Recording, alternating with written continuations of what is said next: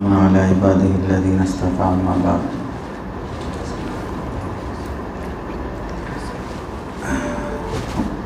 अपनी बात शुरू करने से पहले दो तीन बातें आप हज़रात के सामने अर्ज़ करनी हैं।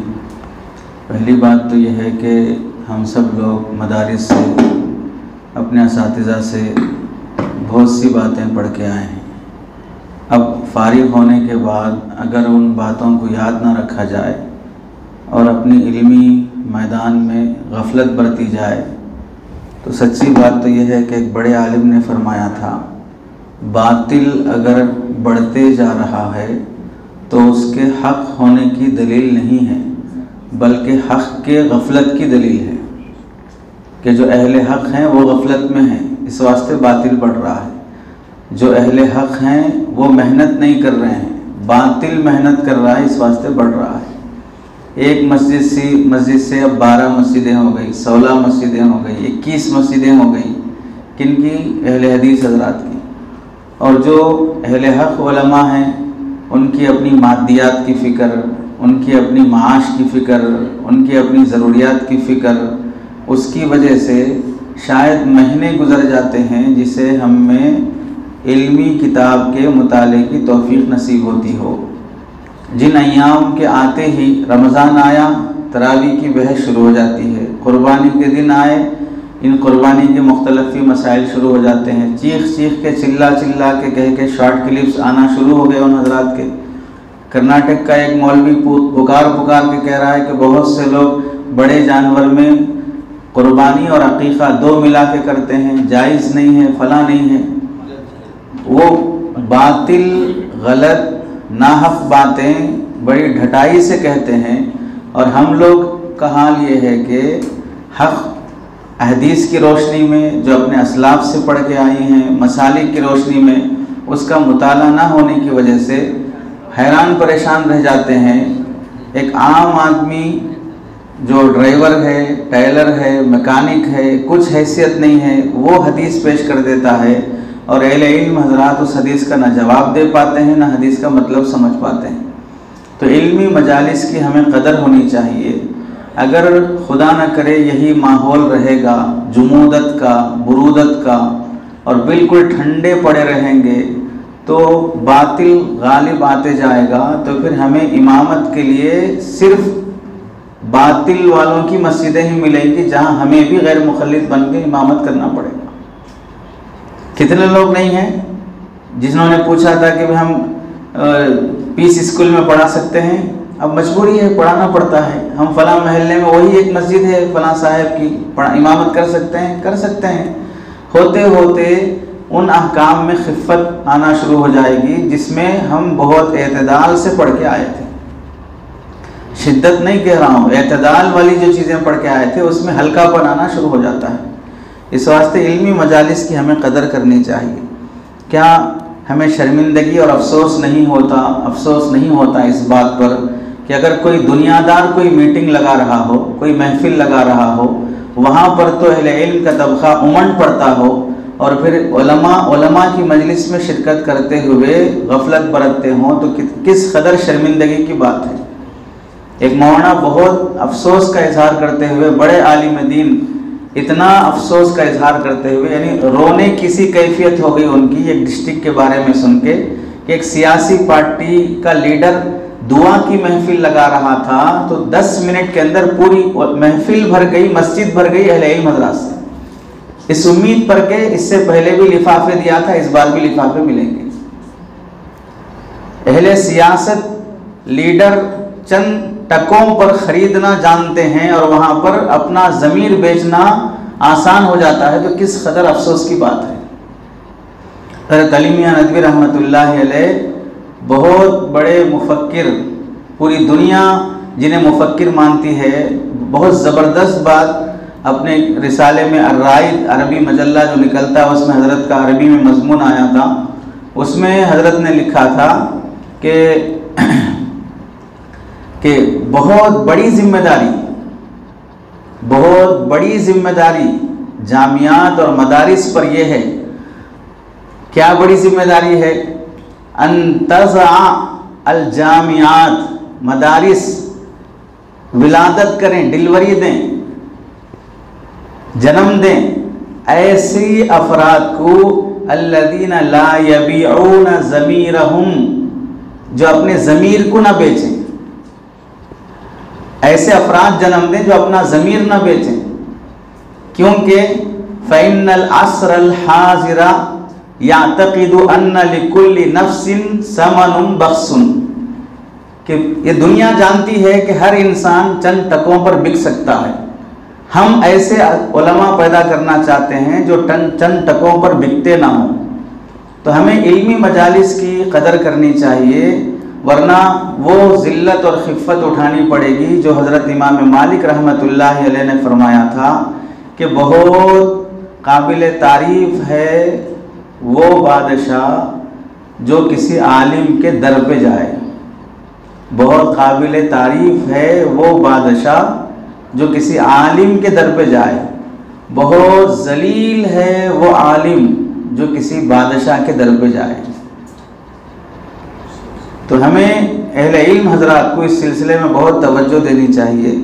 और दूसरी बात मुझे अर्ज़ करनी है, अभी मुफ्ती साहब का जो मज़मून हो रहा था, आप हज़रात ने भी महसूस किया, बहुत संजीदा गुफ्तगू, बहुत इल्मी गुफ्तगू।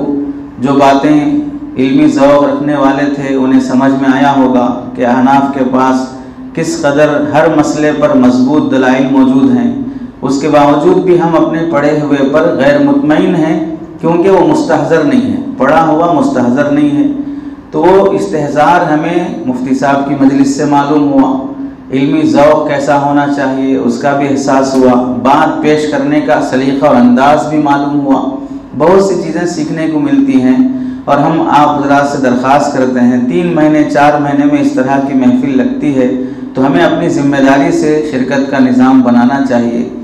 दरमियान में एक बात, जब मसाइल शुरू हुए थे कुर्बानी के सुन्नत होने और वाजिब होने के मसले में, वहाँ मुझे एक बात अर्ज़ करनी थी कि मुफ्ती साहब ने अपने मज़मून में पेश किया था कि हनाफ के पास वाजिब है और तीनों अइम्मा के पास कुर्बानी सुन्नत है। यहाँ दरमियान में एक बात याद रख लें, तीनों अइम्मा के पास कुर्बानी सुन्नत होने का मतलब क्या है। सुन्नत होने का मतलब ये है कि अहनाफ के पास फ़र्ज़ और सुन्नत के दरमियान एक दर्जा वाजिब का है, और अइम्मा सलासा के पास फ़र्ज़ और सुन्नत के दरमियान एक दर्जा वाजिब का नहीं है। तो इस वास्ते किसी चीज़ को या तो फ़र्ज़ बोलेंगे या सुन्नत बोलेंगे। वजूब का दर्जा उन हजरात के पास नहीं है, इस वास्ते वो फ़र्ज़ के बाद सीधे सुन्नत पे आ जाते हैं। जब उनसे खुद पूछा जाता है कि भाई सुन्नत होने का मतलब क्या है, तो सुन्नत होने का मतलब ज़रूरी है जिसका करना, तो मानन वो वाजिब के हुक्म में होता है। तो हम सिर्फ सुन्नत के लफ्ज़ को बार बार सुनने की वजह से उसकी हुक्मी हैसियत से गाफिल नहीं होना चाहिए कि वह सुन्नत है उनके नज़दीक। और दूसरी बात यह है कि अइम्मा सलासा जो सुन्नत कहते हैं उनसे ये पूछा जाए कि भाई आप जो सुन्नत कह रहे हैं तो इसका मतलब ये हुआ कि इसे छोड़ना चाहिए। क्या अइम्मा सलासा कुर्बानी को सुन्नत कहने का मतलब ये हुआ कि इसे छोड़ सकते हैं? तो वो भी कहेंगे नहीं, हरगिज़ नहीं छोड़ना चाहिए, अमल करना चाहिए। लेकिन पब्लिक जब सुन्नत का लफ्ज़ सुनती है तो क्या समझती है? छोड़ भी सकते हैं। यानी सुन्नत का लफ्ज़ सुनते ही तर्क का जो ख्याल जहन में आ जाता है, यह सुन्नत की अहमियत घटाने की वजह से है। तो इस वास्ते इस मसले से ये नहीं समझना चाहिए कि अइम्मा सलासा के नज़दीक सुन्नत है इस वास्ते छोड़ सकते हैं। तो इस अइम्मा सलासा के नज़दीक सुन्नत है तो आप कौन से इमाम के हैं? आप तो अइम्मा सलासा के नहीं हैं, आप तो हनफी मसलक के हैं। तो मसलक से खुरूज की इजाज़त कहाँ से हो जाएगी आपको कि भाई उनके नज़दीक सुन्नत है तो हम छोड़ सकते हैं? भाई उनके नज़दीक सुन्नत है, आप कैसे छोड़ सकते हैं? आप तो हनफी हैं, आप अपने मसलक को फॉलो करो। तो उनके नज़दीक एक तो फ़र्ज़ और वाजिब के सुन्नत के दरमियान दर्जा नहीं है, दूसरी चीज़ सुन्नत कहने का मतलब तर्क नहीं है, और तीसरी चीज़ मसलक से खुरूज की इजाज़त भी नहीं होती है। और एक बात ये भी याद रख लेना चाहिए अहले हदीस हजरात से मुताल्लिक़ कि अगर अहले हदीस हजरात भी ये कहते हैं कि कुर्बानी सुन्नत है, तो वो भी तो अइम्मा सलासा की बात ही कह रहे हैं। मसलन कुर्बानी एक घर की तरफ से काफ़ी हो जाना, इमाम मालिक चंद शराइत के साथ और इमाम अहमद बिन हम्बल बिला शराइत के मुतलक़न शिरकत की इजाज़त देते हैं कि एक घर की तरफ से काफ़ी हो जाएगी। अहले हदीस भी यही बात करते हैं, तो फिर वो अइम्मा इकराम करें तो सही है, अहले हदीस कहें तो गलत है। ऐसा क्यों है?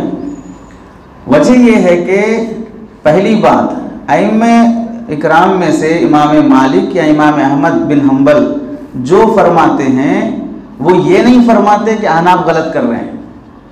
वो ये कहते हैं कि हमारे मसलक में दुरुस्त है, अहनाफ के मसलक में ठीक है वो भी दुरुस्त है। लेकिन गैर मुखल्लिदीन क्या कहते हैं? हम जो कहते हैं वो सही है, बाकी अहनाफ जो कहते हैं वो गलत है। तो कोई आदमी ये दावा करना कि हम ही सही हैं बाकी सब गलत है, तो गोया कि यूं कह रहा है कि हम ही हलाल के औलाद हैं बाकी सब हराम के हैं। तो तुम हलाल के होने से ये मतलब कहां से हो जाएगा बाकी सब हराम के हैं? तुम हलाल के हो तो दूसरे भी तो हलाल के हो सकते हैं। तो वैसे ही यहां पर भी है कि भाई तुम अगर किसी वजह से सही हो तो दूसरे भी तो सही हो सकते हैं। तो एक फर्क तो ये हो गया। दूसरा ये है कि कहने का अंदाज भी होना चाहिए।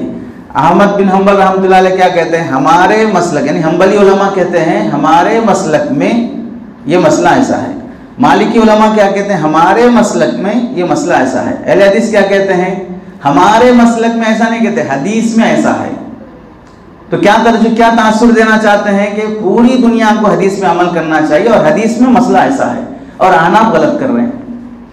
तो तासुर कैसा देते हैं कि गोया कि खुद हदीस पे अमल कर रहे हैं, बाकी अहनाफ हदीस पर अमल नहीं कर रहे हैं, अपने इमाम के कौल पे अमल कर रहे हैं। तुम अपना मसलक पेश कर लो तो वो हो सकता है, लेकिन अपने मसलक पर लुबादा ओढ़ कर दूसरों के मसलक को ऐसे पेश करना कि ये लोग इमाम के कौल पे अमल कर रहे हैं, हम हदीस पे अमल कर रहे हैं, ये तासुर गलत होता है।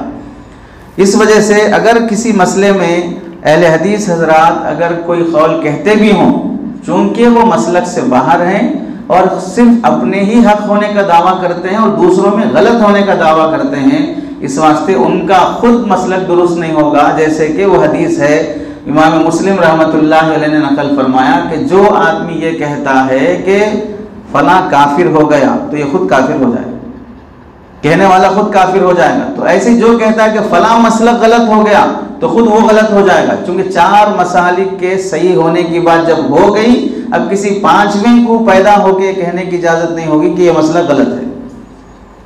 मसालिक के सही और गलत होने का इख्तलाफ हम आपस में निमट लेंगे, लेकिन जो मसलक से बाहर है उसे ही कहने की इजाजत नहीं कि फला मसलक सही फला मसलक गलत है। दूसरी बात हम हज़रात में अभी जो मज़मून हुआ वो बैनल मसालिक था, यानी हनफी, मालिकी, शाफई, इन मसालिक के दरमियान के मौज़ूआत थे जो हम सब लोगों के लिए बहुत अहम थे। और जैसे आप हजरात को तवज्जो दिलाई गई कि इनमें हम ये कोशिश करें कि अपने मसलक को मुस्बत अंदाज में पेश करें, अपने मसलक को दलाइल की रोशनी में पेश करें, इस जिम्मेदारी को समझें। उससे गफलत बरती जाएगी तो उम्मत का बहुत बड़ा नुकसान होगा। अहले हदीस का गलबा होना, गैर मुखल्लिदियत का जहन बनते जाना, इसका जो दूसरा स्टेप होता है वो असलाफ और अइम्मा मसालिक की तौहीन और तहकीर का। उसके बाद जो तीसरा दर्जा होता है शरीयत में तसाहुल का, कोई बात ज़रूरी नहीं ये भी कर सकते वो भी कर सकते। फिर चौथा दर्जा जो आता है वो है शरीयत के इनकार का।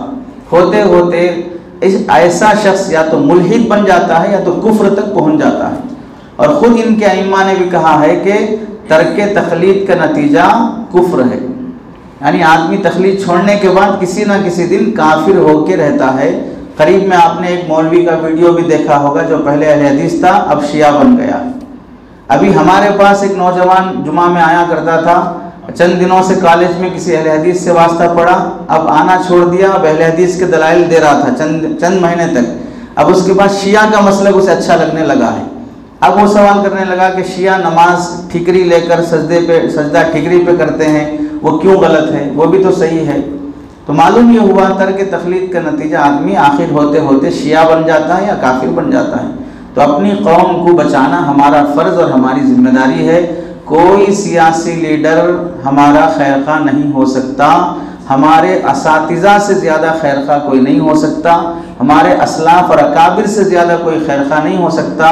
उनकी मेहनतों की कदर हमें करना चाहिए, उनका सिखाया हुआ हमें याद रखना और आगे बढ़ाना चाहिए। अल्लाह ताला जब शराबी और जानी को रात में शराब पीकर, रात में जिना करके सोने वाले को सुबह सुबह गर्म खाना और नाश्ता खिलाते हैं, तो रात में नमाज पढ़ाकर और सुबह में नमाज पढ़ाकर उठने वाले इमाम को अल्लाह ताला महरूम कर देंगे। तो इस वास्ते इस्तिग़ना हमारे अंदर होना चाहिए। ये उम्मीदों वाली ज़िंदगी बहुत तकलीफ़देह ज़िंदगी होती है। दूसरा मज़मून जो आप हज़रात के सामने पेश करना है, वो चूँकि हम लोगों का सफ़र बहुत देर से शुरू हुआ, 7 बजे का टाइम था, 8:30 बजे शुरू हुआ, 1.5 घंटा हम देर से चले हैं।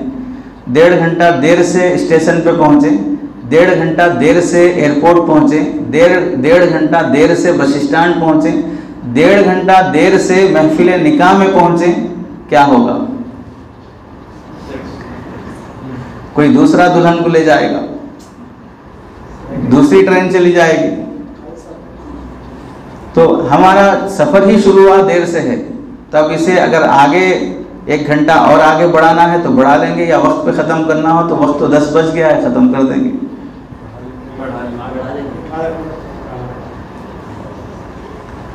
दो मज़मून आप हज़रात के सामने पेश करने थे। एक मज़मून चूँकि हमारे अकाबिर बार बार कह रहे हैं, हज़रत थानवी रहमतुल्लाह अलैह ने अशरफुल जवाब के इब्तदाइया में बहुत एहतमाम से फरमाया था कि एक आलिम वो है जो उम्मत को मसाइल बताए, ये भी बहुत बड़ा अहम काम है। दूसरा आलिम वो है जो उम्मत को दीन और शरीयत पर आने वाले शुकूक और शुबहात का हल बताए, और गैरों का जो एतराज़ इस्लाम पर होता है उसका दिफा करे, जिससे हर मुसलमान को अपने इस्लाम पर एतमाद बाकी रहे कि हम सही इस्लाम को फॉलो कर रहे हैं। तो ये जो दिफाए इस्लाम, इस्लाम पर आने वाले एतराज़ात का और शुकूक और शुबहात का दिफा करना, ये वो ज़माना वापस लौट के आया है। हर आए दिन कोई ना कोई नया चैनल शुरू हो रहा है जिसमें कुरानी आयात को लेकर एतराज़ात करना, हदीसों को लेकर एतराज़ात करना, मसाइल को लेकर एतराज़ात करना, सहाबा के वाक़यात को लेकर एतराज़ात करना, इस तरह डाउट्स पैदा करके मुसलमानों को इस्लाम से हटाने की मुनज़्ज़म साजिश की जा रही है। अभी हाल में जो आपने सुना, एक्स मुस्लिम समीर जिसने अपना नाम रख लिया था सिद्धार्थ, उसका असल जो गैर मुस्लिम नाम था, कुरान मजीद पर पैर रखा और उसे फाड़ा फलां किया। तो ये सब लोग इस तरह की हरकतें करके, उलमा ने लिखा है कि मुस्तकिल तंजीमें तकसीम हैं। जैसे हमारे पास है मकातिब चलाने वाले, बनात का इदारा चलाने वाले, ज़ुकूर का इदारा चलाने वाले, ये जमीयत संभालने वाले, ये मुस्लिम परसल्ला संभालने वाले, ये फला करने वाले, जैसे तकसीम है तंजीमें, ये जमात और तबलीग का काम करने वाले, वैसे उनमें तकसीम है। ये कॉलेज वालों को बहकाएं, ये औरतों को मोहब्बत के जाल में फंसाकर इनको उनके साथ बलात्कारी करें, ये इस्लाम पर डाउट्स और एतराज़ात करें, ये एक्स मुस्लिम होकर फला काम करें। हमारे पास जुमा में चंद नौजवान आते हैं, उसे एक एक्स मुस्लिम से वास्ता पड़ गया, वो काफ़ी जहन साजी करके उसने कहा कि माहाना हम तुम्हें 50,000 देंगे, हमारे साथ काम करो। एक्स मुस्लिम जो पहले मुसलमान था वो हिंदू बन गया, माहाना 50,000 रुपये देंगे, हमारे साथ काम करो। अब आप बताइए कि एक वो आदमी जिसे माश का जरिया नहीं मिल रहा है, गुजारा मुश्किल है, जवानी ढलती जा रही है, शादी भी करना है, कोई जॉब नहीं मिल रही है, तो अब उस बंदे से अगर कहा जाए माहाना 50,000 मिलेंगे तो हमारे साथ काम करो, तो क्या करेगा फिर? वही ज़माना है जिसके बारे में अल्लाह के नबी अलैहिस्सलाम ने फरमाया, यबीउ रजुलु दीनहु बिअरदिन मिनद दुनिया, कि इंसान अपने ईमान का सौदा कर देगा चंद पैसों के खातिर। ये तो चंद पैसे भी नहीं है, 50,000 लाख रुपए मिल रहे हैं, फिर तो बासानी सौदा कर देगा। इसी वास्ते चंद अहले इल्म हजरात भी इस फितने में मुब्तला हो गए। जैसे दीन इलाही के मौके पर वो जो फितना खड़ा हुआ था अकबर के ज़माने का, वो जो उस वक्त के उलमा ने साथ दिया दीन को बर्बाद करने में और नया दीन शुरू करने में, तो उस वक्त भी उलमा ही थे। तो इस वक्त भी वैसे अफराद उनको भी मिल रहे हैं जो इस्लाम पर एतराज़ात और शुकूक शुबहात पेश कर सकें। अब ये जो मसला है उसको सही करें, इस्लाम पर एतराज़ात का मसला कि मुसलमानों पर कुर्बानी के सिलसिले में गैर मुस्लिमों की तरफ से एतराज़ होता है कि कुर्बानी, अब तक तो जो मसाइल थे, वाजिब है, सुन्नत है, निसाब क्या है, एक घर की तरफ से काफ़ी है नहीं है, ये मसाइल थे हमारे, जो सब मुसलमान ही हैं। दूसरा मसला जो ये है कि कुर्बानी करना सरासर जुल्म है। एक दिन में करते, 3 दिन में करते, वाजिब समझते, सुन्नत समझते, जो कुछ भी हो, कुर्बानी जुल्म है, गाँवकुशी जुल्म है, ये माशी नुकसान है, जानवरों की जीव हत्या करना है। इस वास्ते अपना पेट भरने के वास्ते, गोश्त खा के मज़े लेने के वास्ते किसी की जान लेने की इजाज़त नहीं है।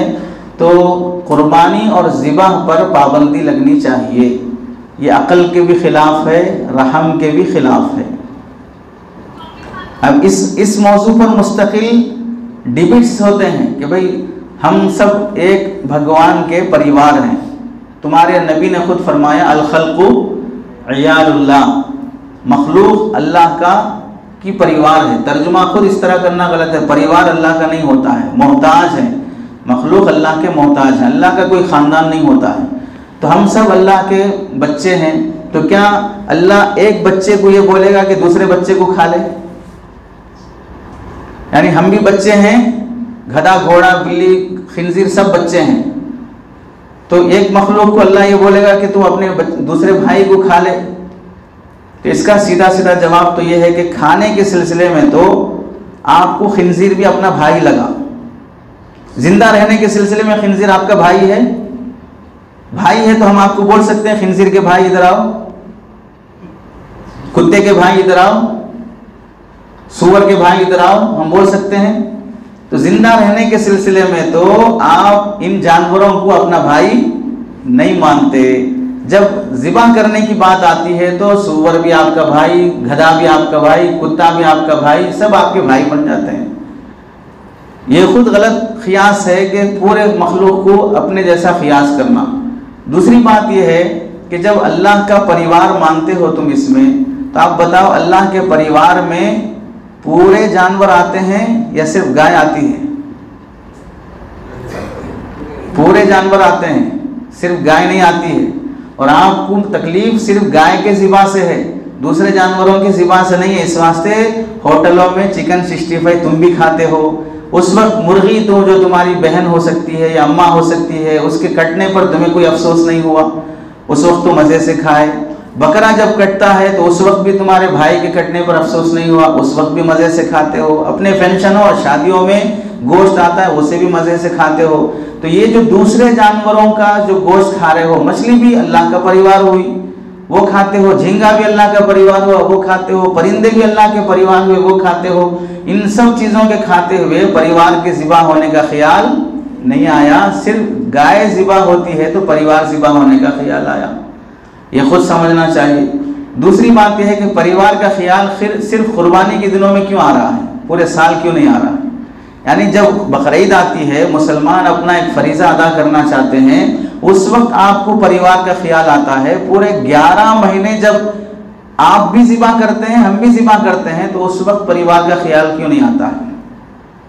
कितने बीफ और मुर्गी और इस तरह के दुकान हो सकता है कि हम हिंदुस्तान में ना देखते हों कि गैर मुस्लिम गोश्त का कारोबार ना करता हो, लेकिन अदर कंट्रीज़ में आप जाएंगे, यूके, यूएस वगैरह में, वहाँ पर तो बहुत कम मुसलमान इस तरह गोश्त का कारोबार करते हैं। ईसाई यहूदी करते हैं वहाँ पर कारोबार, गैर मुस्लिम भी करते हैं वहाँ पे जाके कारोबार। हत्ता कि आपको मालूम होना चाहिए हिंदुस्तान की 4 बड़ी बड़ी बीफ कंपनियाँ, चारों की चारों, जिसमें रोज़ाना हज़ारों टन गोश्त यहाँ से सप्लाई किया जाता है, वो चारों बड़ी कंपनियाँ गैर मुस्लिमों की हैं, एक भी मुसलमान की नहीं है। जिसमें से सबसे बड़ी मशहूर कंपनी अल कबीर नाम की है, जो मुसलमानों के नाम पर है, लेकिन उसका ओनर और उसका इन्वेस्टर पूरा का पूरा गैर मुस्लिम है। तो फिर ये आपको क्यों ख्याल नहीं आता है कि हमारा परिवार सारे साल ज़िबा हो रहा है, सिर्फ कुर्बानी के दिनों में ज़िबा नहीं हो रहा है? तो अक़ली जो एतराज़ात होते हैं, उसका जवाब अक़ल से ही देना ज़्यादा बेहतर समझ में आता है। उसे कुरान हदीस पेश नहीं किया जाता, क्योंकि वो कुरान हदीस को मानता ही नहीं है। और वो इस्तेदलाल भी अपनी किसी किताब से नहीं किया है, अक़ल से किया है। यानी एतराज़ करने वाला कि जानवर सब हमारा परिवार हैं, ये जो आप कहे हो कि पूरे जानवर इंसान सब हम भाई भाई हैं, इस पर कोई तुम अपनी भगवत गीता से कोई एक आयत पेश करो, इस पर तुम कोई अपनी रामायण से कोई इबारत पेश करो, कोई मंत्र पेश करो कि जो तुम दावा कर रहे हो अपनी मजहबी किताब से पेश करके दिखाओ। मजहबी किताब का हवाला उनके पास नहीं होगा, इस वास्ते कि उनकी मजहबी किताबों में खुद इस बात की वजाहत है कि इन जानवरों को ज़िबा करना चाहिए। तो मजहबी किताबों के हवाले उनके लिए काफ़ी नहीं होते हैं। आमतौर से जो इस तरह के एतराज़ात होते हैं उस सिलसिले में हम ये कहते हैं, इमाम हज़रत थानवी रहमतुल्लाह अलैह भी फरमाते हैं, पहला एतराज़ ये होता है कि हम जानवरों को इस्तेमाल करते हैं। दूसरा एतराज़ ये होता है, जैसे यहाँ पर आप हजरात देख रहे हैं, पहला जो लिखा हुआ है इसमें इस्तेमाल करना, जानवर को हम अपना ख़रीदा हुआ समझकर उसकी ग़िज़ा भी बनाते हैं, उसे इस्तेमाल भी करते हैं। दूसरा एतराज़ है कि जानवरों को तकलीफ़ पहुँचाते हैं उनका गोश्त वगैरह खा के। तीसरा एतराज़ ये होता है कि जानवरों को ज़िबा करने से नस्ल कुशी होती है, यानी जानवर ख़त्म होते चले जाएंगे। तो जानवर ख़त्म होते चले जाएंगे तो फिर एक नस्ल ख़त्म हो जाएगी दुनिया से। तो जिस तरह हर इंसान को जीने का हक़ है, वैसे हर जानवर को भी जीने का हक़ है। इतने लाखों की तादाद में आप ज़िबा करते जाएंगे तो नस्ल ख़त्म हो जाएगी। ये इस तरह के तीन एतराज़ात इन लोगों के होते हैं। तो पहला एतराज़ का हम ये जवाब देते हैं इस्तेमाल करना, जो आपने देखा था शुरू में, पहला है इस्तेमाल करना। जानवरों को इस्तेमाल करने का मतलब है कि खिदमत लेना, उनसे बारबरदारी करना, फलां काम करना। या इस्तेमाल करने में हमारे पास जो है कि इस्तेमाल सीधे सीधे के खा के ख़त्म कर दो, ये भी एक इस्तेमाल है। इस्तेमाल में आ गया, जैसे हम बोलते हैं खाना रखा हुआ है, सालन रखा हुआ है, ऐसे रखे तो ख़राब हो जाएगा, खा लेंगे तो इस्तेमाल में तो आ जाएगा। तो हमारे पास समझिए कि उसका इंतहा है कि खा के ख़त्म कर देना। तो इस सिलसिले में हमारा जवाब यह है कि इस्तेमाल सिर्फ हम ही करते हैं या सारी दुनिया करती है। इस्तेमाल का तरीक़ा अगर गलत है तो हर तरीक़े का इस्तेमाल गलत होना चाहिए। तो आप बताइए, जानवर पर बोझ लादना और उसके ज़रिए से खेत वगैरह में हल चलाना, ये भी जानवर पर के साथ जुल्म है या नहीं है? क्यों कोई अल्लाह ये कहेगा एक बेटे को कि दूसरे बेटे पर तुम गाड़ी बांध रखकर, वो बोझ रखकर तुम उसके ऊपर बोझ लगा के उसे हका के लेते जाओ, उसके ज़रिए से खेत ना करो। एक बेटे को कहेगा कि अल्लाह अपने दूसरे बेटे के साथ इस तरह करो, तो जब नहीं कहेगा ये जुल्म है, तो फिर क्यों दुनिया के हर मज़हब वाले खेत में हल चलाने के लिए बैल वगैरह का इस्तेमाल करते हैं? कि अपने भाई को बैल बनाकर उस पर तुम लाठी वगैरह रखकर, लकड़ी रखकर उसके ज़रिए से हल चलाते हो? नहीं चलाते। तो फिर जानवर के साथ भी नहीं चलाना चाहिए। जब जुल्म है तो फिर खेत ना करना भी जानवर के साथ जुल्म होगा। जुल्म है तो फिर बैलगाड़ी चलाना भी जुल्म होगा। जुल्म है तो बोझ लाद कर ले जाना भी जुल्म होगा। जुल्म है तो फिर सिर्फ गाय नहीं है, अब बहुत से लोग घोड़सवारी भी करते हैं, ये भी जानवर पे जुल्म है। इस वास्ते के जानवर पे बैठ रहे हैं आप पे कोई बैठ जाए तो जुल्म लगेगा नहीं लगेगा? तो ये भी परिवार है अल्लाह का, तो इस पे कौन कैसे बैठ सकता है? तो जब बैठते वक्त ख्याल नहीं आता कि हम अपने भाई पे बैठ रहे हैं, जब उसके ज़रिए से हल चलाते हैं तो ख्याल नहीं आता कि हम अपने भाई से हल चला रहे हैं। तो मालूम हुआ कि जुल्म का दावा करने वाले भी अपने दावे में सच्चे नहीं हैं। बहुत सी जगह पर खुद भी जालिम हैं, हल चलाते वक्त वो भी जालिम हैं और उस पर सवारी करते वक्त वो भी जालिम है। और घोड़ सवारी की तो इस वक्त दुनिया में रेस लगाने का बहुत बड़ा बिजनेस है। जिस तरह दौड़ने का, रेसिंग का बिजनेस होता है, साइकिल चलाकर कौन फर्स्ट वो मंजिल तक पहुंचने का रेस होता है, वैसे घोड़ सवारी में भी रेस लगाया जाता है। उस सिलसिले वो भी बहुत बड़ा कारोबार है। तो ये सब जुल्म पर मुश्तमिल है। दुनिया की कौन सा कानून ऐसा है जो घोड़ सवारी को जुल्म कहता हो? कौन सा कानून ऐसा है जो बैलगाड़ी चलाने को जुल्म कहता हो? मालूम हुआ अकल के लिहाज से, उर्फ के लिहाज से भी ये जुल्म नहीं है। और तीसरी चीज़ ये है कि जुल्म अगर है तो जानवर से दूध निकाल कर फरोख्त करना, बेचना भी जुल्म है। इस वास्ते कि क्या कभी आप अपनी बहन का दूध निकाल के बेचते हो? ये सब परिवार है ना, हमारे भाई बहन है, तो कभी बहन का दूध निकाल के बेचते हो? बीवी का दूध निकाल के बेचते हो? कल ही की न्यूज़ है, बेंगलुरु में एक दूध बेचने वाले को पकड़ के जेल में डाल दिया गया क्योंकि वो इंसान औरतों का दूध बेच रहा था 50 मिलीग्राम 500 रुपये में। अखबार की न्यूज़ है, कल बस में आते हुए मैं पढ़ रहा था। तो इंसानों का दूध भी बेचा जाता है तो इलीगल है। तो कोई इंसान किसी इंसान का दूध नहीं बेचता है, तो फिर ये सब हमारे परिवार हैं, तो इनका दूध क्यों बेच रहे हो? अब आप बताइए, इंसान का दूध बेचना जायज़ नहीं है, जानवर का दूध बेचना जायज़ है। अकल से बात होगी, शरीयत से बात नहीं होगी, क्योंकि यहाँ दलाइल अकल की रोशनी में हो रहे हैं, एतराज़ात अकल की रोशनी में हो रहे हैं, मज़ाहिब के हवाले नहीं दिए जा रहे हैं। तो जिस तरह ये सब परिवार हैं, तो औरत का जो दूध होता है किसके लिए होता है? उसके बच्चे के लिए। तो गाय का जो दूध होता है किसके लिए होता है? उसके बच्चे के लिए होता है। तो जो दूध दे रही गाय वो उसके बच्चे के लिए है, तुम्हारे लिए नहीं दे रही है। लेकिन तुम जबरदस्ती से इसी वास्ते उसे सहलाने फुसलाने के लिए पहले पानी मार के उसे ठंडा करते हो। दूध निकालने से पहले जानवर के थन को पानी मारकर उसे ठंडा किया जाता है, कहीं वो लात ना मार दे हमें। फिर कभी कभार उसे दोनों पैर को, पीछे के दोनों पैरों को बांध दिया जाता है, कहीं लात ना मार दे। तो ये अलामत है अकली तौर पर कि वो जानवर भी नहीं चाह रहा कि तुम उससे दूध निकालो। लेकिन सबके नज़दीक ये दुरुस्त है, सब पी रहे हैं, सब जायज़ है। तो मालूम हुआ जुल्म का जो इतलाक़ किया जा रहा है वो जुल्म का इतलाक़ मुतलक़न दुरुस्त नहीं है। जब दूध निकाल कर बेचना दुरुस्त है तो उस जानवर के ऊपर के साथ ये जुल्म नहीं है, तो दूसरे काम भी उस जानवर के ऊपर जुल्म शुमार नहीं होंगे।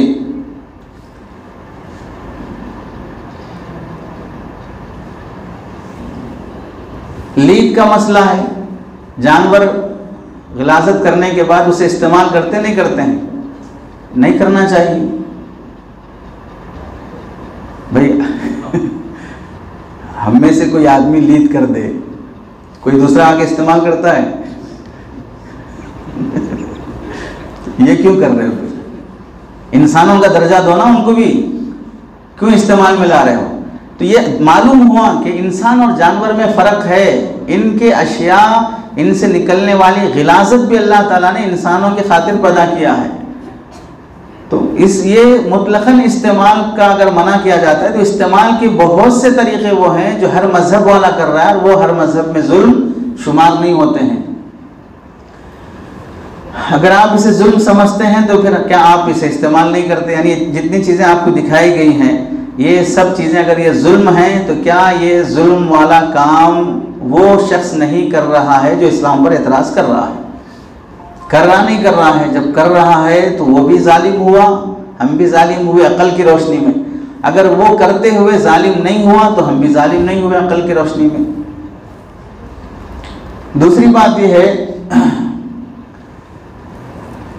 यहाँ पर गांव का नाम नहीं लिखा है, किताब में उसका नाम मौजूद है। ये जो आप मज़मून पढ़ रहे हैं, एक आप लोगों को समझने के लिए बता रहा हूँ। तेलुगु में एक फिल्म आई है, उसका नाम है यशोदा।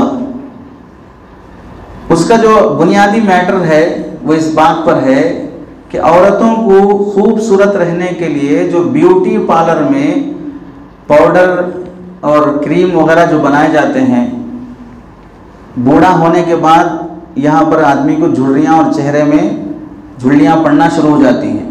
70 साल के होने के बाद भी चेहरे पर झुर्रियाँ ना पड़ें, जवान आदमी के जैसा चेहरा दिखे, उसका एक ट्रीटमेंट डॉक्टरों ने निकाला है कि हामिला औरत जब हमल से हो और उसका बच्चा 6-7 महीने के बीच में हो, उस हालत में उस बच्चे को पेट में से निकाला जाए और उससे क्रीम बनाई जाए, तो फिर इंसान का जो खूबसूरती है, चेहरे की झुर्रियाँ जो ख़त्म होना है, वो 70 साल 90 साल तक भी बाकी रहती हैं, झुर्रियाँ नहीं आती।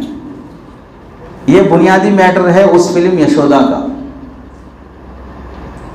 बिल्कुल इसी तरह जानवरों में भी ये रिसर्च है कि जो जानवर गाभन हो, उसके पेट में बच्चा हो, तो फिर उस बच्चे को गाभन होने की हालत में जिंदा जानवर का पेट काट कर उससे बच्चा निकाला जाए और उससे इस्तेमाल किया जाए, और उससे जर्किन या कोई भी ऐसी चीज़ बनाई जाती है, तो वो जो गाय के अंदर गाभन गाय के पेट में जो बच्चा है वो बच्चा 20 लाख में बिकता है। 20 लाख में। अब आप बताइए, गाय बिकती है 20 लाख में?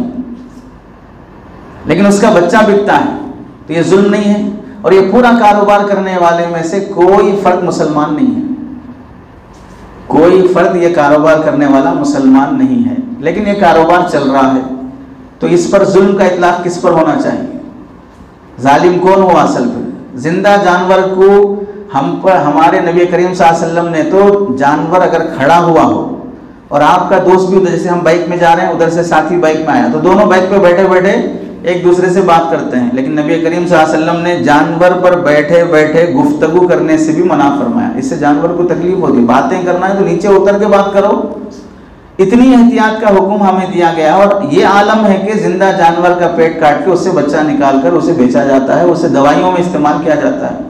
तो जुल्म सबसे ज्यादा कौन कर रहा है, कहाँ कर रहा है? अगर जुल्म ही है जानवर को ज़िबा करना, तो ज़िबा होने के बाद लेदर आता है, चमड़ा आता है, वो चमड़े से आप शू भी बनाते हैं। तो जितने लोग लेदर शू पहन रहे हैं वो सब लोग भी जालिम हुए, इस वास्ते कि जब ज़िबा जुल्म हुआ, ज़िबा होने के बाद जो जो कार्रवाई उसकी होगी वो सब जुल्म है। भाई मिसाल के तौर पर एक आदमी है, एक छोटे बच्चे का गला काट रहा है, अल्लाह ना करे 100 बार, तो वो जालिम हुआ, बच्चा मर गया। मरे हुए बच्चे के कोई आदमी टुकड़े कर रहा है, तो ये जुल्म हुआ नहीं हुआ? हालांकि अकल से देखा जाए तो अब तो उसमें जान नहीं है, अब तो उसमें रूह नहीं है। जब रूह ही नहीं है, जान ही नहीं है, तो अब जो टुकड़े हो रहा है उसे क्या तकलीफ होगी उस बच्चे को? लेकिन फिर भी अकल की रोशनी में अगर देखा जाएगा तो उसका मुर्दा और मय्यत का भी एहतराम जरूरी है शरीयत की रोशनी में। इसी वास्ते जनाजे को तेज ले जाने से भी मना किया गया, आराम से ले जाओ, मय्यत को भी तकलीफ होती है, तो इस्लाम में इसका भी हुक्म दिया गया है।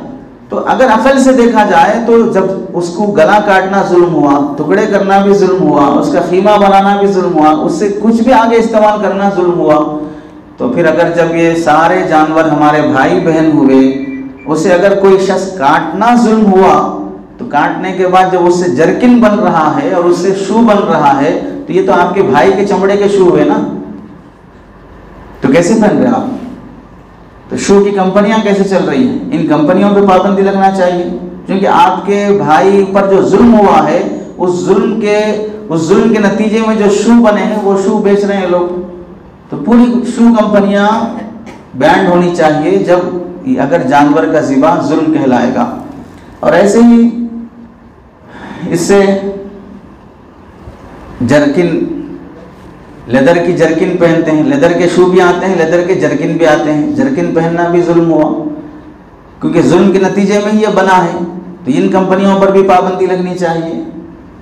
दस्ताने भी आते हैं लेदर के, इन पर भी पाबंदी लगनी चाहिए। ये सब कारोबार जब जायज़ है, तो सिर्फ अगर जान का एहतराम में गाय को छोड़कर सब्जी को खाते हैं, तो क्या इनमें जान नहीं होती? यहाँ तक जुल्म के नतीजे में होने वाली चीज़ें, बहुत सी चीज़ें पब्लिक भी इस्तेमाल कर रही है, हर मजहब वाला इस्तेमाल कर रहा है। दूसरी चीज़ ये हुई कि सिर्फ जान जानवरों में होती है या सब्जियों में भी होती है जान? साइंस ये कहती है जानवरों में जिस तरह जान होती है वैसे ही सब्जियों में भी जान होती है। जब उनको ज़िबा करना जुल्म हुआ तो सब्जी खाना भी जुल्म हुआ। तो अगर वेजिटेरियन, नॉन वेजिटेरियन अगर जुल्म जालिम हुए, तो वेजिटेरियन भी क्या होंगे? जालिम कहलाएंगे। गोश्त खाने वाले अगर जालिम हुए, तो सब्जी खाने वाले भी क्या होंगे? जालिम कहलाएंगे। इसमें बाज़ लोग ये कहते हैं नहीं, गोश्त खाने का जो असर होता है वो अलग है, सब्जी खाने का जो असर है वो अलग होता है।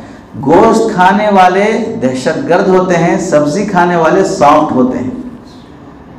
ये हार्ड होते हैं, वो सॉफ्ट होते हैं। गोश्त का असर अलग होता है, सब्जी का असर अलग होता है। तो हम उसका जवाब ये बोलते हैं, तो इसका मतलब ये हुआ जितने गोश्त खाने वाले हैं उन सब से दहशतगर्दी होना, और जितने सब्जी खाने वाले हैं उनसे दहशतगर्दी नहीं होना। अब इस रोशनी में अगर देखा जाए, हिटलर की तारीख अगर आप पढ़ेंगे तो हिटलर के बारे में लिखा है वो गोश्त नहीं खाता था, सब्जी खाता था। उसके बावजूद कि उसने 60 लाख यहूदियों को कत्ल किया। तो रिजल्ट तो वो नहीं निकला सब्जी खाने के बाद जो आप कह रहे हैं सब्जी खाने वाला सॉफ्ट होना चाहिए, तो वो तो बहुत हार्ड निकला। और फिर गोश्त खाने वाला हार्ड होता है, तो गांधी जी गोश्त खाते थे लेकिन उनके अंदर हिंसा नहीं थी। यानी मतलब है कि वो तशद्दुद पसंद नहीं थे, अमन की दावत देते थे, गोश्त भी खाते थे। तो रिजल्ट वो नहीं दिखाया जा रहा है। तारीख के हिसाब से अगर देखा जाए तो खाने वाले दहशतगर्द होते हैं, नहीं खाने वाले जो दहशतगर्द होते हैं। तो फिर हमें बता दीजिए, इंदिरा गांधी को किसने मारा? गोश्त खाने वाले ने मारा या नहीं खाने वाले ने मारा? राजीव गांधी को किसने मारा? किन लोगों ने इन्हें कत्ल किया है? जाहिर सी बात है कि दहशतगर्दी का इल्ज़ाम गोश्त और सब्जी पर नहीं है, उसकी फितरत पर है। सब्जी खाने वाला भी कर सकता है, गोश्त खाने वाला भी कर सकता है, उसका ताल्लुक गोश्त और सब्जी से नहीं है। दूसरी चीज़ ये है कि ये अंग्रेज़ी लिहाज से हवाला है कि जान उसमें भी होती है जिसमें आप समझते नहीं हैं कि इसमें जान होती है, यानी सब्जियों में भी जान होती है। और एक साइंसदान का हवाला उसके अपने अल्फाज में अंग्रेज़ी में दिया गया है कि उसने रिसर्च करके 1901 में उसने अपनी रिसर्च से यह साबित किया कि सब्जियों में भी जान होती है। एक साइंसदान का हवाला है उसके नाम के साथ। अब उसकी मिसालें हैं, फूलों में भी जान होती है, ये जो तरकारी हम खाते हैं उसमें भी जान होती है, ये जो बाग व बहार है, खेत में कोई बैल आ जाए, कोई गाड़ी आ जाए, सब ये करते हैं, क्यों? इससे खेत उजड़ जाएगा। यानी उसे हम सादा ज़बान में कह लें, दरख्त अगर अच्छा बढ़ रहा है तो उसे कहते हैं अच्छा है, झाड़ अच्छा है। अगर वो मुरझाना शुरू हुए तो हमारी आम ज़बान में क्या कहते हैं? मर रहा है, वो झाड़ मर गया। तो मालूम हुआ मर गया का जो लफ्ज़ बोलते हैं, इससे पहले वो जिंदा था, और जिंदा होने के लिए जान ज़रूरी है। तो मरना का इतलाक़ जब बोला जा रहा है तो उससे पहले वो जानदार भी है। तो जान इन सब चीज़ों में होती है। अब ये सब्जियां हैं, इसे कौन नहीं खाता है? तो अब वो गोश्त खाना जुल्म हुआ। ये खुद आवागमन में रूह मुंतकिल होने में 3 खालक, जिनमें से एक नबातात भी हैं। मतलब क्या है? ये जो हमारे गैर मुस्लिम भाइयों में अक़ीदा है, इंसान 7 जन्म लेता है, एक बार मर के फिर दोबारा जिंदा होता। मतलब क्या रहता? इंसान का जिस्म, जिसे हम इस्तिलाह में कालब कहते हैं, बॉडी, दूसरा उसके अंदर की रूह इंसान की जाकर फिर दूसरी बॉडी में आती है, फिर तीसरी बॉडी में आती है, चौथी बॉडी में आती है। तो इस तरह 7 मरतबा वो रूह 7 जिस्म बदलती है, तो उसे बोलते हैं आवागमन। हमारा अकीदा है कि इंसान मरने के बाद दोबारा दुनिया में नहीं आता, एक ही बार की ज़िंदगी है, बहुत है, काफ़ी है। बार बार जीने की तमन्ना भी अच्छी नहीं है, इस ज़िंदगी से ही बहुत तंग आ चुके हैं, इस वास्ते दोबारा जीने की ज़रूरत नहीं है। कभी बीवी जीने नहीं देती, कभी समाज जीने नहीं देता, तो जो जी रहे हैं वही बहुत शुक्रिया है अल्लाह का, बहुत अच्छा जी रहे हैं। गैर मुस्लिम भाइयों का अक़ीदा यह है कि नहीं, 7 बार जीना चाहिए। अच्छा जियोगे इस जन्म में तो अगली जन्म में अच्छे इंसान बन के पैदा होगे। हत्ता कि उनके यहाँ अक़ीदा भी यह है, दुनिया में बहुत ज़्यादा पुण्य का काम करने वाला सितारा बन जाता है। इसी वास्ते बहुत सी फिल्मों में आपको दिखाया गया होगा कि मरने के बाद छोटे बच्चे बोल, तुम्हारी अम्मी कहाँ है, देखो वहाँ सितारा बन के है। जिसके पुण्य के काम अच्छे होते हैं वो सितारे बन जाते हैं। हत्ता कि आप लोगों ने पढ़ा होगा सूरज ग्रहण और चांद ग्रहण के बारे में। चांद ग्रहण के बारे में हमारा तो अक़ीदा यह है कि भाई ये अलामत क़यामत में से एक अलामत है और अल्लाह नाराज़गी का इजहार करते हैं, मुख्तलिफ उसकी वजाहत है। गैर मुस्लिम भाइयों का अक़ीदा यह है कि चांद पहले ज़माने में बहुत पुण्य का काम करता था, वो एक इंसान की शक्ल में था, बहुत अच्छे काम किया तो अल्लाह ने उसे चांद बना दिया। तो उनके नज़दीक अच्छे काम करने वाला बहुत अच्छा हो सकता है, अगर बुरे काम करेगा तो अगले जन्म में कुत्ता बिल्ली सूअर बन के पैदा होगा। तो मतलब क्या, ये रूह जो इंसान के बॉडी में थी अगले जन्म में वो कुत्ते की बॉडी में आ जाएगी, वो जानवर की बॉडी में आ जाएगी। इस तरह का अक़ीदा उन लोगों का है। तो अब ये जो स्वामी है, स्वामी दयानंद जी, तो इनका कहना यह है कि रूह जो मुंतकिल होती है आवागमन का, एक तो इंसान की रूह मुंतकिल होती है, जानवर की रूह मुंतकिल होती है, सब्जियों की रूह भी मुंतकिल होती है। सब्जी में जो जान है वो जान, अब वो सब्जी हम काट के खा गए तो उसकी जान दूसरी सब्जी में चले जाती है, तो अगली पैदावार पैदा होती है।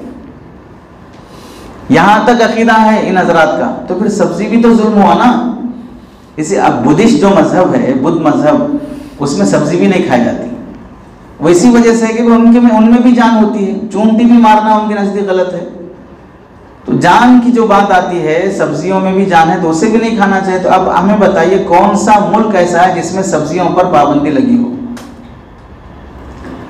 ऐसे ही पौधे तकलीफ महसूस नहीं करते हैं, इसलिए उनको ख़त्म करने का जुर्म कम है।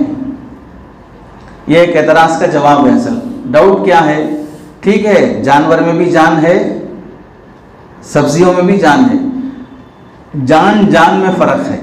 कैसे? एक है हमारी जान, जानवर की जान, सब्जी की जान। हमारी जान के बराबर जानवर की जान नहीं, जानवर की जान के बराबर सब्जियों की जान नहीं। तीनों की रूह में फ़र्क है। इस वास्ते सब्जियों की जान और उनकी रूह कम दर्जे की है, जानवरों की रूह और उनकी जान उससे आला दर्जे की है। इस आला को ज़िबा नहीं किया जाएगा, जो कम दर्जे की उसे ज़िबा किया जाएगा। यानी सब्जी खा सकते, ये बड़े दर्जे की जान है, इस वास्ते इसे ज़िबा नहीं कर सकते। ये उनका एतराज़ है। उस एतराज़ का जवाब ये है कि भाई जब ये जान इसमें ज़्यादा आला दर्जे की है और उसमें कम दर्जे की है, तो कम दर्जे की जान का एहतराम बहुत ज़्यादा होना चाहिए। उसकी मिसाल ऐसी है कि भाई एक भाई है जिसे आँख, नाक, कान सब आज़ा अच्छे हैं, और दूसरा भाई वो है जिसमें कान सही नहीं है, आँख सही नहीं है, लंगड़ा है, माजूर है, गूंगा है। बाप बताइए, लंगड़े लूले माजूर भाई को किसी ने कत्ल कर दिया, तो जब आप केस लड़ने के लिए जाएंगे तो अगर आपसे ये कहे छोड़ो, पहले से भी अंधा था, पहले से भी लंगड़ा था, पहले से भी वो गूंगा था, पहले से भी मेंटल था, मार दिए तो छोड़ो, जान दो, ये बोलकर अगर कोई आपको केस टला रहा है तो आप खुश हो जाएंगे, या उसके मुकाबले में ये कहेंगे उसका जुर्म ही क्या था, बेचारा कमज़ोर था, बेचारे में आँख नहीं थी, बेचारे में गूंगा था, बेचारा फला था, उसको कत्ल कर दिए, कमज़ोर पे जुल्म किया आप। इसको उसकी वीक पॉइंट को ही आप दलील बनाकर पेश करेंगे, उसके वीक पॉइंट को आप वजह उज़्र शुमार करके केस लड़ने से बाज नहीं आएंगे, और ये कहेंगे कि मेरा भाई तो गूंगा, बहरा, लंगड़ा था, तो उससे क्यों कत्ल किया। तो मालूम हुआ ये जान कम होना, आज़ार पाए जाने में शिद्दत पाई जाती है अगर कोई उसे कत्ल कर दिया जाए, तो इस लिहाज से सब्जी खाना तो और दर्जे का जुल्म हुआ, क्योंकि कमज़ोर जान पर रहम कर रहे आप। भाई कमज़ोर जान पर, अब आप बताइए इस वक्त के इसराइल को जालिम कहने के वजूहात में एक वजह क्या है? मासूम बच्चों को कत्ल कर रहा है, मासूम बच्चों को कत्ल कर रहा है, तो इसके जुल्म में शिद्दत पैदा हो गई मासूम बच्चों को कत्ल करने की वजह से। तो मालूम हुआ मासूमों पे जुल्म करना और शदीद बात है। तो सब्जियां तो बेचारी मासूम हैं, गाय तो कभी आपको सींग मारेगी, बकरा कभी आपको सींग मारेगा, सब्जी कब सींग मारेगी आप? वो तो कमज़ोर होगी, फिर उसे कैसे कत्ल कर सकते आप? तो कमज़ोर होना ये कोई दलील नहीं बनती है, बल्कि और शिद्दत पाई जाती है, उसे और बदरजे वाला ना खाया जाए। ये इनका हवाला है कि अमेरिकी किसानों की तहकीक के हिसाब से डॉक्टर जाकिर नायक ने अपने एक डिबेट में कहा था कि सब्जियों में भी जान होती है, तो सब्जियों में भी जान होती है तो उसे खाने में पाबंदी लगनी चाहिए, जबकि पाबंदी नहीं है तो मालूम हुआ हर जान की हिफाजत ज़रूरी नहीं हुई। ये उसी का है। पौधों में सिर्फ 2-3 हवास रखते हैं और जानवर में 5 हवास होते हैं। कमज़ोर और ज़्यादा होने की दलील को जिक्र किया गया है। क्या मुतलकन ईसा रज़ानी जुल्म है? किसी भी जानवर पर किसी भी तरह का जुल्म करना अगर गुनाह है तो फिर हर तरह के जानवर का इस्तेमाल गुनाह होना चाहिए, जबकि वैसा नहीं है। तो मुतलकन ईसा रज़ानी जुल्म है तो मच्छर में भी जान है, तो मच्छर नहीं मारना, मच्छर बैट नहीं खरीदना, मच्छर बैट खरीदने की कंपनी बैन कर देना, ऑल आउट नहीं लगाना, क्योंकि उस मच्छर में भी जान, वो भी जीना चाह रहा है, तो फिर उसे क्यों मारना चाह रहे आप? मालूम हुआ मुतलकन ईसा रज़ानी जुल्म नहीं हुई। कॉकरोच को भी नहीं मारना चाहिए, फिर तो वो भी अपनी ज़िंदगी जीना चाह रहा है। भाई जैसे आप बोलते हैं कि हम सब अल्लाह का परिवार हैं, तो जब गाय, बैल, बकरा सब परिवार में दाखिल हो तो कॉकरोच परिवार में दाखिल है नहीं है? तो कॉकरोच भी परिवार में दाखिल है, तो उसको क्यों मार रहे हो? उसे भी जीना चाहिए, तो फिर क्यों कॉकरोच मारने की, चूहे मारने की, फला मारने की दवाइयाँ बिक रही हैं? इसको भी नहीं मारना चाहिए। ये तो बहुत कम दिखता है बेचारा, और ये अपना जहर भी पीछे लिए फिरता है, मुंह में नहीं। हम तो जहर जुबान पे लिए फिरते हैं, वो तो जहर पीछे लिए फिर रहा है। जब वास्ता पड़ेगा, जब कोई सामने से उसके आएगा तो वो पीछे से वार करता है। हम तो सामने से ही वार कर देते हैं, जुबान से ही जहर दे देते हैं, तो इसको क्यों मारना चाहिए फिर? तो इसको भी नहीं मारना चाहिए, ये अगरचे के जहर साथ में लिए फिरता है तो ये भी तो परिवार का हिस्सा हुआ, इस पर भी जुल्म नहीं होना चाहिए। तो ये खुलासा हुआ, क्या सिर्फ गाय की जान अहम है या इन सब जानवरों को मारना जायज़ है? मालूम हुआ बहुत सी वजूहात से इन सब जानवरों का ज़िबा दुरुस्त है, तो गाय का ज़िबा भी दुरुस्त होना चाहिए। अब ये नॉर्मल सवाल है कि भाई गाय और बकरा दोनों एक तराजू में है, आपको इस पर जुल्म दिख रहा है, बकरे पर जुल्म नहीं दिख रहा है जब आप बलि देते हैं। जब आप बलि देते हैं तो उस वक्त वो जुल्म शुमार नहीं होगा आपके नज़दीक। और ऐसे ही इधर गाय है, इधर मुर्गी है, जब आप शादियों में चिकन पकाते हैं तो उस वक्त आपको जुल्म नहीं दिखता है, इधर गाय ज़िबा हो रही तो जुल्म दिख रहा है। तो कानूनी लिहाज से, अकली लिहाज से अगर देखा जाए, जुल्म का इतलाक़ करना ये बहुत ही अकल के ख़िलाफ़ बात है। जानवरों को अल्लाह ने पैदा किया ही इंसानों के लिए है, और इंसानी फितरत का उसूल ये है, अदना आला के लिए कुर्बान हो जाता है, अदना आला के लिए कुर्बान हो जाता है। जैसे मिसाल के तौर पर पहले ज़माने में जो वाशरूम थे हम सब लोगों के घरों के, वो टॉयलेट करने के बाद नाली के ज़रिए से अंदर नहीं जाते थे। टॉयलेट करने के बाद जो गंदगी है वो टॉयलेट में ही रहती थी, भंगी आता था, फिर वो गिलासत उठा के ले जाता था। तो आप बताइए, अब वो भंगी जो टॉयलेट उठाने के लिए आया है आपका और हमारा भाई है, तो भाई से आप टॉयलेट उठवाएंगे? लेकिन किसी के नज़दीक ये चीज़ गंदी शुमार नहीं होती थी। आज उसकी मिसाल सबके ऑफिसेस में, कंपनियों में टॉयलेट साफ करने वाले हैं या नहीं हैं? तो अपने भाई से आप टॉयलेट साफ करवाएंगे? ये जुल्म नहीं हुआ अपने भाई पर, लेकिन कोई इसे जुल्म नहीं समझता। वो एक जॉब है, नौकरी है, जिम्मेदारी है। हत्ता के ईद के दिन भी उस आदमी से कहेंगे कि आज ईद का दिन है, सब साफ होना चाहिए, आज पेंशन है, सब साफ होना, यानी सबकी खुशी है, लेकिन वो हर सूरत गंदगी साफ करेगा। मालूम हुआ अदना आला के लिए कुर्बान होता है। ऐसे ही ये तमाम मखलूक़ात, जानवर अदना है, इंसान आला है, अशरफुल मखलूक़ात है। अल्लाह ने दुनिया इंसान की खातिर बनाई है, तो इस वास्ते जानवर इंसान के लिए कुर्बान होंगे, और यही फितरत का उसूल है। तो मज़मून जो था इस्लाम पर एतराज़ जो कुर्बानी के सिलसिले में होता है, उसमें से उसकी एक झलक थी, मज़ीद और उन्वान बाकी है। दूसरा जो मज़मून है उसमें सिर्फ हम खुलासा ज़िक्र कर देते हैं, तफसील किसी और मौके पर आप हज़रात के सामने पेश की जाएगी। पहली बात आप हज़रात से ये अर्ज़ है, इस वक्त उम्मत के बच्चों के ईमान की हिफाजत सिर्फ़ और सिर्फ मकातिब से हो सकती है। मकातिब अगर मजबूत नहीं है तो उम्मत में इर्तिदाद और इल्हाद आसानी से आ जाएगा। ये उम्मत काफिर बनेगी, ये उम्मत मुर्तद होगी, और इसके बच्चे पूजा करेंगे अगर मकातिब मजबूत नहीं होंगे।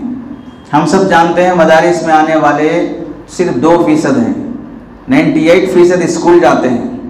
अब उन स्कूलों के जो बच्चे जा रहे हैं, वहाँ के जो सिलेबस पढ़ रहे हैं, वो बच्चा घर से मुसलमान होकर तो जाएगा, सिलेबस पढ़ने के बाद वो मुसलमान होकर नहीं आएगा, काफिर और ईसाई यहूदी बन के आएगा। तो उन बच्चों के लिए ही मकतब कायम किया गया है कि उन बच्चों का ईमान महफूज रहे। अब हम 98% बच्चों को स्कूल से हटा नहीं सकते, उन्हें स्कूल पढ़ना भी ज़रूरी है, लेकिन उनका ईमान बचाना भी ज़रूरी है।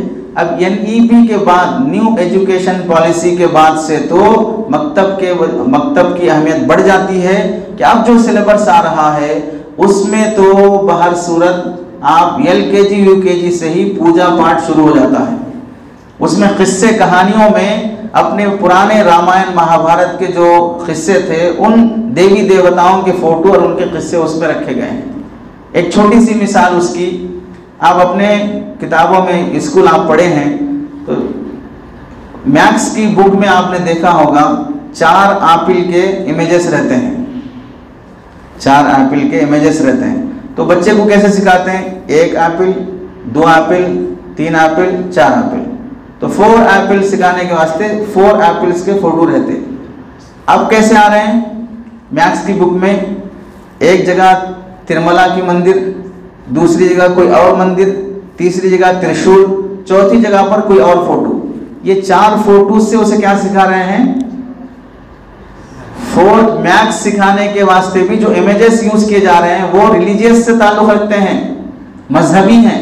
अब बार बार जब बच्चा मंदिर देखेगा, त्रिशूल देखेगा, वो देवी देवताओं को देखेगा, तो उससे उनसियत बढ़ना शुरू हो जाती है, उससे मायूस होना शुरू हो जाता है। अब उसके लिए कोई ऐब की चीज नहीं रहेगी। अब कुफ्र और शिर्क से बच्चा बचपन में मायूस हो चुका, और बचपन में कुफ्र से उनसियत नहीं होने की वजह से ही इस्लाम में कहा गया कि पैदा होते ही सबसे पहले अज़ान और इक़ामत दो, इस्लाम से उनसियत हो, चाहे वो आवाज़ समझ ना पाता हो। लेकिन स्कूलों की वजह से कुफ्र से उनसियत जब पैदा हो जाएगी तो बड़ा होने के बाद 100 तकरीरें कर लो, लेकिन वो मुल्हिद का मुल्हिद ही रहेगा। तो बच्चों के मकतब की अहमियत बहुत बढ़ जाती है। लेकिन हम लोगों में बहुत सी बातों में गैर एहतमाम की वजह से, उसूल की रियायत नहीं करने की वजह से मकातिब जैसे चलना है वैसे नहीं चल रहे। पहली गलती हमसे क्या होती है? छोटे बच्चों को, मकतब में पढ़ने वाले बच्चों को मारना, ये बहुत बड़ा जुर्म है। चिल्ड्रन राइट्स के हिसाब से भी, बच्चों का जो कानून बना है उस कानून के हिसाब से भी अगर बच्चों को मारा जाएगा, हमारे पास तो उलमा ये फरमाते हैं चिल्ड्रन राइट्स वाले अगर आप पर केस करेंगे तो कोई मोहतमिम, कोई सदर, कोई सेक्रेटरी आपको बचा नहीं सकता। जेल में जाना है तो जाना चाहिए। सर, बच्चों को मारने की हरगिज इजाज़त नहीं है। छोटे बच्चों को मकतब में हरगिज मार कर ना पढ़ाएं, प्यार से पढ़ाएं, मोहब्बत से पढ़ाएं। ईसाई लोग अपने मकसद में कामयाब इस वास्ते हैं कि वो लोग बच्चों से बहुत मोहब्बत से पेश आते हैं, बहुत प्यार से पेश आते हैं, और वही तालीम अल्लाह के नबी अलैहिस्सलाम ने हमें दी है। और हम मौलसाबों में क्या है, ये गलती जो होती है, हम चूँकि दाखिला लेते ही शोबे आलिमियत में सर्फ में जो हम गर्दाने पढ़ी हैं उसमें सबसे पहले ज़रबा यज़रिबु ज़रबन पढ़े हैं। तो वो जो सर्फ सग़ीर, सर्फ कबीर जो हम पढ़े हैं, माजी, मुतलक़, क़रीब, बईद, तमन्नाई, और जो भी 6 किस्में माजी की जो हम पढ़े हैं वो, और फिर मज़ीद फ़ी में जब आएंगे वो सारी मिला के जो इतना उसमें हमें भर जाता है कि अब मौत तक वो ज़रबा यज़रिबु नहीं छूटता है। दोस्तों में बोले क्या दोस्त बोल के मार के फिर बात करेंगे, तो रग रग में वो ज़रबा यज़रिबु आ जाता है। इसकी वजह से अगर फरिश्ते भी ज़रबा यज़रिबु करना शुरू करें तो फिर हालत ख़राब हो जाती है। वो छोड़ दें, बच्चों के साथ हरगिज़ वो हरकत नहीं होनी चाहिए। बाज़ लोग चूंटियाँ लेते हैं, नोच देते हैं, इससे बच्चे मुतनफ़िर हो जाते हैं, मकतब पढ़ना नहीं चाहते। पढ़े मारे बगैर नहीं सुधरते, ये कोई उसूल नहीं है, मारे बगैर नहीं सुधरते। अल्लाह के नबी अलैहिस्सलाम ने शिद्दत बरतने का हुक्म कहाँ दिया है? 10 साल की उम्र के बाद नमाज ना पढ़े तो मारे। फुक़हा अल्लामा शामी ने यहाँ लिखा है नमाज फ़र्ज़ है, इस्लाम का अहम रुकन है, वो छोड़ने पर मारने का हुक्म भी मिसवाक से 3 हल्के ज़रब जिस पे निशान न बैठे। शराइत के साथ 7-8 शराइत लिखे हैं जिसमें हमने इसमें नकल किया है अल्लामा शामी के। 3 मार भी मारना हो तो 6-7 शराइत के साथ मारना है बस। अब अलिब्बा तख्ती याद नहीं करके आया तो ऐसा मार दे रहे, पुलिस भी नहीं मारता बोले ऐसा। तो इस वास्ते ये शिद्दत मकातिब में हरगिज़ नहीं होनी चाहिए, ये बहुत गलीज़ हरकत है। बच्चे अगर कामयाब नहीं हो रहे हैं तो हमारे ज़र्ब मारने की वजह से, बहुत से दोस्तों को आपने देखा होगा, मैं भी पढ़ लेता था भाई तुम्हारे जैसा, वो मौलवी साहब जो मारने वाले थे ना उनसे डर के भाग गया, मैं बोलता उनके डर से भाग गया मैं। और ये बात भी सुन लें, क्योंकि हमारे दूसरे दोस्त भी बैठे हैं, ये टॉपिक हमारा है, आप लोगों का नहीं है, इससे आप लोग समझेंगे कि भाई मदारिस में बहुत ज़्यादा मारते। बल्कि स्कूल कॉलेजेस की जो रिपोर्ट्स हमारे पास जमा है, मेरे पास एक ऐप है जिसमें पूरे स्कूलों में, एक स्कूल में तो एक टीचर बच्चे को जो ड्रिल मशीन है ना, ड्रिल मशीन से सजा देने वास्ते चले गए, यानी उसका हाथ पकड़ के उसमें सुराख डालने चले गए। वो रिपोर्ट भी हमारे पास है। ऐसा नहीं है कि हम मौलवी बैठ के यहाँ बोल रहे हैं तो स्कूल और कॉलेज वाले इससे बहुत बड़ी हैं, फरिश्ते हैं बोल के। उनकी पूरी तफसीलात, जहाँ पर सुसाइड करके मर रहे हैं बच्चे स्कूल में टीचर के डिप्रेशन की वजह से, वहाँ भी है वो चीज़ें। लेकिन वो चीज़ें इतनी ज़्यादा आम इस वास्ते नहीं होते क्योंकि वो लोग छुपाना जानते हैं, वो गलती दूसरे पर डालना जानते हैं, और हम लोग नहीं जानते हैं, इस वास्ते ये ज़्यादा उभर के आते हैं। इसलिए मारना तो हर सूरत सब जगह पाया जा रहा है। हम अपने तबके को बचाने की बात कर रहे हैं कि भाई हम पहले तो बच्चे को मारने से तौबा करें। दूसरी चीज़ ये है, मकतब का टाइम रहता घंटा 1.5 घंटा, उसमें 10 मिनट देर से आए, 10 मिनट जल्दी चले गए और बकिया जो टाइम है फ़ोन में लग गए। एक एक बच्चे को क्या मिलेगा टाइम? 1.5 घंटे के टाइम की कदर कर लें, पूरा टाइम मकतब को दें। मकतब को पूरा टाइम नहीं देने की वजह से, पढ़ाते हुए फ़ोन इस्तेमाल करने की वजह से मकतब के बच्चों की तालीम कमा तो नहीं होती है। तीसरी गलती ये होती है, मकतब पढ़ाते हुए बच्चों का सिलेबस और उसका निसाब की का पीरियड, मुद्दत ये मुतय्यन नहीं की जाती। क्या पढ़ाना है? उन्हें नूरानी क़ायदा लेके आता, जैसा लेके आता, जब तक लेके आता तब तक पढ़ाते रहेंगे। हमारे पास कोई सिलेबस नहीं है जो इतने महीनों में ख़त्म किया जाएगा। ये सिलेबस नहीं होने की वजह से, उसका पीरियड नहीं होने की वजह से 3 साल से मकतब को जा रहा हजरत बच्चा, 6 क़ायदे फाड़ दिया अब तक, लेकिन एक भी ख़त्म नहीं हुआ। सिलेबस मुतय्यन नहीं है, पीरियड भी मुतय्यन नहीं है। ये मुतय्यन करें कौन सी तख्ती कितने दिनों में ख़त्म करना है। चौथी चीज़ ये है, इस पर सिलेबस हमारा कवर होने के लिए, निसाब मुकम्मल होने के लिए कोई निगरान होना बहुत ज़रूरी है। हम चंद मकातिब को जम करके उस पर एक निगरान मुतय्यन करें कि हमारे बच्चे जो मकतब में पढ़ रहे हैं उनका इम्तिहान आप लेते रहें। इम्तिहान का सिस्टम होना, निसाब कंप्लीट करने का जायज़ा होना, इसके लिए कोई निगरान होना ज़रूरी है। इसके बगैर मकातिब का निज़ाम मुनज़्ज़म नहीं हो सकता। ऐसे ही बच्चे जब पढ़ते हैं तो पढ़ने के बाद बच्चे कभी देर से आते, गैर हाज़िरी करते, डुम्मे मार देते, तो इन बच्चों को कवर करने के लिए बच्चा अच्छा सबक सुनाया, चॉकलेट दो, बिस्किट दो, पाबंदी से आ रहा है कोई इनाम दो, कुछ भी अच्छा काम करे, उसकी हिम्मत अफजाई करना ताकि बच्चा पाबंदी से आए। 2 रुपए का चॉकलेट रहता है, क्या जाएगा? अगर हम चॉकलेट की पैकेट ला के रख लिए, हर बच्चा जो अच्छा सबक सुनाए उसे चॉकलेट मिलेगा, पाबंदी से आया एक पेन मिलेगा, दोस्त अहबाब को तैयार कर लिए, तो इससे जो खिला पिला कर जो बच्चे पाबंदी करते हैं, मारने से वो पाबंदी नहीं होती। जहाँ हम इमामत करते हैं वहाँ अगर सदर साहब 1 महीने की तनख्वाह में 500 रुपये हदिया डाल के दे दी, थोड़ा पाबंदी कर लो ना, बहुत खुश हो जाते। और वही सदर साहब मजमे में खड़े हो गए, क्या है रोज़ 10 मिनट लेट से आ रहे आप, तो हमारी भी फिर जाती थी। तो जाहिर सी बात है कि आदमी के पेश आने के अंदाज में बहुत फ़र्क होता है। तो हम भी बच्चे से पेश आने के सिलसिले में वो अंदाज़ अपनाएं कि बच्चा मानूस हो। स्कूल जाने के लिए जल्दी तैयार हो जाता है, मकतब जाने के लिए डरता है बच्चा, क्या वजह है? देखिए, रोब ये कोई ऐसी खूबी नहीं है, रोब अलग चीज़ है, अदब अलग चीज़ है। हम अदब की गलत फहमी में रोब को भी अदब का हिस्सा समझ लिए। तो 7 साल के बच्चे को मरूब करना चाह रहे हैं, 70 साल के बूढ़े से मरूब हो रहे हैं। 7 साल के बच्चे को मरूब करना चाह रहे हैं, 70 साल के बूढ़े से मरूब हो रहे हैं। ये कौन सी अक्लमंदी की बात है? रोब का दखल होता ही नहीं है बच्चों की तालीम में। अदब का नाम, रोब का नाम हमने अदब रख लिया। तो इस वास्ते बच्चे जब गैर हाजिरी करें, देर हाजिरी करें या सबक ना सुनाएं, तो उसके लिए जहन साजी वाला काम रहे, समझाएं, किस्से कहानियाँ बताएं। 2 चीज़ें मकतब में हरगिज़ नहीं होती हैं, एक अकायद की तफहीम, दूसरा है जहन साजी, जिसकी वजह से रटे रटाई हुई बातें तो याद हो जाती हैं, लेकिन बच्चे को अकीदा मालूम नहीं होता है कि एक मुसलमान कैसा होना चाहिए। ये मकातिब में होना चाहिए। दूसरी चीज़ जहन साजी, बच्चे का जहन इस्लामी बनना। यहाँ हमारे पास वो बच्चा चाहे 1 साल पढ़े, 2 साल पढ़े, उसकी सोच मुसलमानों जैसी बनना, उसके लिए बहुत बड़ा दखल होता है किस्से कहानियों का, स्टोरीज़ का। बच्चे जो है स्टोरीज से बहुत मुतासिर होते हैं। तो हमको बच्चों को रोज़ाना मकतब में एक कहानी बहर सूरत सुनाना है। उसके लिए बहुत सी किताबें लिखी हुई हैं, कहानियों पर, क़िस्सों पर। मिल्लत वालों की तरफ से, MFRD वालों की तरफ से 5 हिस्से क़िस्से कहानियों की हैं। लखनऊ मकतबा एहसान वालों ने मुस्तकिल 49 हिस्सों पर, 49 हिस्सों पर अफजल खैराबादी की, माइल मुरादाबादी की किताबें उन्होंने जमा की हैं, जो पूरे अंबिया से लेकर और सहाबा, ताबईन, औलिया, हुक्मरान, आम लोगों के क़िस्से उसमें जमा किए। उसमें से रोज़ाना एक क़िस्सा बच्चे को सुनाते रहेंगे तो हमको भी नॉलेज बढ़ेगा, बच्चों की भी जहन साजी होगी। तो मकतब के निसाब को हम मुनज़्ज़म बनाने की कोशिश करें। मकातिब का जो मेहनत का जो मुज़ाहरा है उसको पेश करना माँ बाप के सामने, उसको पेश करना पब्लिक के सामने कि भाई मैं 6 महीने से मकतब पढ़ा रहा हूँ, क्या रिजल्ट निकला मेरे मकतब का, उसे पेश करें। ये पेश करने से भी मकतब में इजाफा होगा, मकतब में तरक्की होगी। और भी दसियों बातें हैं जो बहुत अहम है हमारे लिए।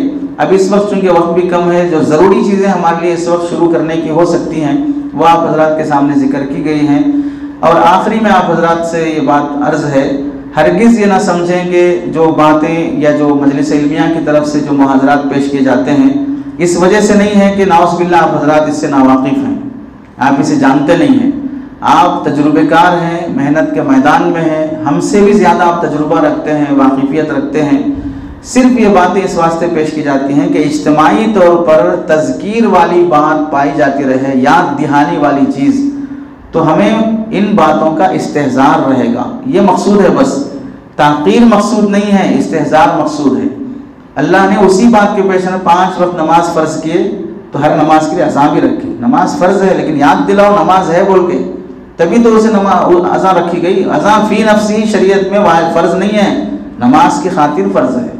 तो तज़कीर अल्लाह ने रखी है, तो यही चीज़ है कि तज़कीर के लिए मजलिस इल्मिया की तरफ से इस तरह के प्रोग्राम किए जाते हैं। अगर दौरान गुफ्तगू कोई भी ऐसी बात जो आपकी शान के ख़िलाफ़ हो तो उसे दरगुजर करें और इन मजलिसों में जो बातें पेश की जाती हैं उसको अहमियत दें और इसको सुनने के बाद अपनी आवाम में मुस्बत अंदाज से पेश करें, ताकि आवाम जो इस वक्त मुल्हिद होते जा रही है, मुर्तद होते जा रही है, बेदीन हो रही है, वो अपने दीन पर बाकी रहे और अपनी ज़िम्मेदारियों को बहुस्न खूबी निभाएं। अल्लाह से दुआ है कि अल्लाह ताला हम सब को अमल की तौफीक नसीब फरमाए और जो कुछ भी मुहाज़रात और गुफ्तगू हमारे दरमियान में हुई है उसका सही फ़ायदा हमें भी नसीब करे और सही फ़ायदा उम्मत तक पहुँचाने का हमको ज़रिया बनाए। आमीन व आखिर दावाना अनिल हम्दुलिल्लाहि रब्बिल आलमीन।